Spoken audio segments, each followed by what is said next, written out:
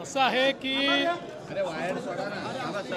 दुर्दैवाने त्याच्यामध्ये एका विशिष्ट पक्षाचे काही पदाधिकारी आहेत की ज्यांनी अतिशय वाईट अशा प्रकारचे काम केलेलं आहे।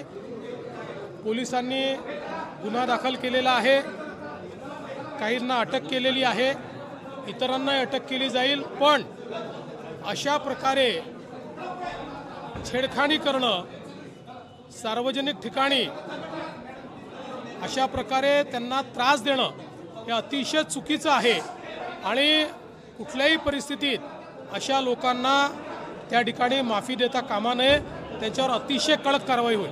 सर, रायगडचा पालकमंत्री कोण होणार? सर, रायगडचा पालकमंत्री शिंदे शिवसेना, राष्ट्रवादी की भाजप? आता रायगडचा पालकमंत्री देवेंद्र फडणवीस, एकनाथ शिंदे आणि अजित पवार आहेत, त्यामुळे काही चिंता करण्याचं कारण नाही आहे।